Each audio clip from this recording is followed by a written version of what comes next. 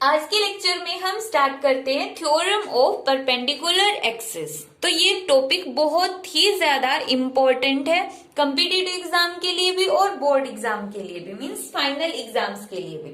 तो theorem of perpendicular axis, सबसे important point इसके बारे में ये है कि जो ये थ्योरम है वो सिर्फ 2D पर ही अप्लाई होती है, 3D पर नहीं अप्लाई कर सकते हम 2D बॉडीज के ऊपर। तो इस थ्योरम को अप्लाई करने के लिए हम कंसीडर कर लेते कि हमारे पास ये एक बॉडी है। अब इस बॉडी की शेप इरेगुलर भी हो सकती है और रेगुलर भी हो सकती है, किसी भी शेप की बॉडी हो सकती है। अब जो ये बॉडी होगी इसके अंदर मान लेते कि यहाँ पर ये तो क्या है, इसकी एक्स एक्सिस है और ये क्या है, इसकी वाई एक्सिस है। तो 2D बॉडी है तो इसके दो ही प्लेन्स हो गए, मीन्स एक्स वाई प्लेन के अंदर ये बॉडी लाई कर गई है। और एक हमने ले ली इसकी जेड एक्सिस। जेड एक्सिस का मीनिंग क्या है, यहाँ पर जेड एक्सिस का इसका मीनिंग है कि जिसके अबाउट में हम इस बॉडी को रोटेट कर रहे हैं। लाइक जैसे हमने ये बॉडी कंसीडर कर ली है कि ये जो पेज है हमारे पास यही बॉडी है, तो यहाँ पर जो ये पेज है यही इरेगुलर बॉडी है। अब देखो इस पेज को हम इस एक्सिस के अबाउट में रोटेट कर रहे हैं, तो ये जो हमारी एक्सिस होगी वो होगी जेड एक्सिस। जेड एक्सिस जिसके अबाउट में हम इस बॉडी को रोटेट कर रहे हैं वही हमारी क्या है, जेड एक्सिस है। अब जो एक्स एक्सिस और वाई एक्सिस है वो यहाँ पर इसके प्लेन में लाई करती है। अब ये एक्सिस ऑफ रोटेशन है तो ये वाली क्या हो गई, इसकी एक्स एक्सिस, और यहाँ पर ये इसकी क्या हो जाएगी, वाई एक्सिस हो जाएगी। तो यहाँ पर इन्होंने क्या दिया है कि according to this theorem the moment of inertia of a body, किसी भी बॉडी का moment of inertia about an axis perpendicular to the plane of body. Perpendicular to the plane of body के ऊपर कौन सी एक्सिस है जो body के plane पर परपेंडिकुलर है, ये वाली एक्सिस जिसको हमने क्या नाम दिया है, जेड एक्सिस। तो आई जेड, यही हो गया इस डेफिनेशन का मीनिंग। तो moment of inertia of a body about an axis perpendicular to the plane of body is किसके इक्वल होती है, sum of moment of inertia of body, sum का मतलब plus sum of moment of inertia of body about any two mutually perpendicular axis, दो वो axis जो आपस में परपेंडिकुलर है, both lying in the same plane, और दोनों की दोनों सेम प्लेन में लाई करती है। और वो सेम प्लेन कौन सा होता है, जो बॉडी होती है वही वाला। तो यहाँ पर ये किसके इक्वल हो जाएगी, आई एक्स और आई वाई, और ये है इसकी परपेंडिकुलर एक्सिस थ्योरम की डेफिनेशन। अब हमें इसको प्रूव करके दिखाना है कि आई जेड आई एक्स और आई वाई के इक्वल होगा। तो अब हम इसका प्रूफ देखते हैं। तो इसके अंदर हमने मान लिया कि यहाँ पर कोई P पॉइंट है और इस P पॉइंट पर एक पार्टिकल है जिसका मास है m। उस m पार्टिकल की या उस पार्टिकल की ओरिजिन से जो डिस्टेंस होगी उसको हमने रिप्रेजेंट कर दिया r से।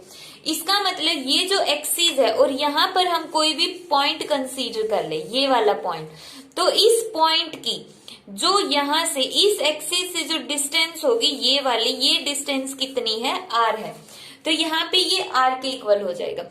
और जो ये P पॉइंट होगा इसके कोऑर्डिनेट क्या होंगे, इसके कोऑर्डिनेट होंगे x एक्सिस से कितनी डिस्टेंस पर है, ये x डिस्टेंस पर होगा और y एक्सिस से y डिस्टेंस पर होगा। तो x, y मीन्स जो ये पार्टिकल है इसकी z एक्सिस से डिस्टेंस है r और x एक्सिस से, x एक्सिस का मतलब यहां से भी तो इसकी ये जो डिस्टेंस है ना, ये कितनी हो जाएगी x, और यहां से इसकी कितनी वैल्यू है, ये y है। ठीक है, तो अब हमारी जो डेफिनेशन थी वो क्या थी, वो थी I Z is equal to I X plus I Y. ये हमें प्रूव करके दिखानी है कि जो moment of inertia about Z axis है वो इन दोनों का सम होगा। तो प्रूव करने के लिए हम इसकी लेफ्ट हैंड साइड ले लेते हैं, टेकिंग लेफ्ट हैंड साइड। तो लेफ्ट हैंड साइड में क्या है, यहाँ पर आई जेड, और मोमेंट ऑफ इनर्शिया का फॉर्मूला हम पढ़ ही चुके हैं, किसके इक्वल होता है, मास मल्टीप्लाई बाई डिस्टेंस का स्क्वायर। यहाँ पे मास की वैल्यू हो जाएगी m और डिस्टेंस कितनी है r, तो किसके इक्वल हो जाएगा m r square. I Z की वैल्यू। अब आर किसके इक्वल होता है, यहाँ पर जो आर है वो ओ से इसका पोजीशन वेक्टर है, तो आर किसके इक्वल है, एक्स आई प्लस वाई जे। जो इसका पोजीशन वेक्टर है, पी पॉइंट का पोजीशन वेक्टर वो आर है, और आर के कोऑर्डिनेट्स क्या हैं, एक्स और वाई। तो हम इसको ऐसे लिख सकते हैं। अब पूरी बॉडी के लिए मोमेंट ऑफ इनर्शिया कितना होगा, पूरी बॉडी का मोमेंट ऑफ इनर्शिया किसके इक्वल आ जाएगा, summation of M R square. ये जो मास है स्मॉल एम वो सिर्फ एक पार्टिकल का मास है, और जब हम पूरी बॉडी के सारे पार्टिकल्स कंसीडर कर लेंगे जो इस एक्सिस के अबाउट में रोटेट कर रहे, जब ये सारे पार्टिकल्स ले लेंगे तो यहाँ पे क्या आ जाएगा, summation of M R square. अब जो यहाँ पर आर है वो क्या है, इस पी पॉइंट का पोजीशन वेक्टर, और पी के कोऑर्डिनेट क्या है, एक्स और वाई। तो इसको हम क्या लिख सकते हैं, R vector is equal to X I Y J. R का स्क्वायर किसके इक्वल आ जाएगा, X square plus Y square.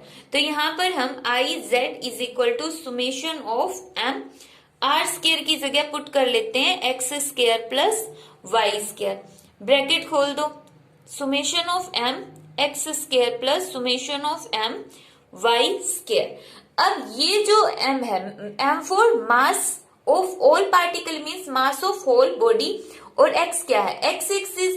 तो ये क्या हो गया, देखो मास मल्टीप्लाई बाय डिस्टेंस का स्क्वायर, और डिस्टेंस कौन सी, x एक्सिस वाली। तो ये किसके इक्वल आ गया, moment of inertia about x axis. और इसी तरह से ये मास multiply by distance, distance from y axis, तो ये क्या आ गया, आई वाई। तो किसके इक्वल आ जाएगा, आई जेड। आई जेड यहाँ पे किसके इक्वल आ गया, आई एक्स प्लस आई वाई। और यही चीज हमें प्रूव करके दिखानी थी कि जो परपेंडिकुलर एक्सिस होती है उसके अंदर जिस एक्सिस के अबाउट में बॉडी रोटेट कर रही है, उस एक्सिस का जो मोमेंट ऑफ इनर्शिया वो किसके इक्वल होता है, उन दो एक्सिस के मोमेंट ऑफ इनर्शिया के सम के इक्वल होता है, जो दोनों एक्सिस उस बॉडी के प्लेन में लाई करती है, जैसे कि एक्स एक्सिस और वाई एक्सिस।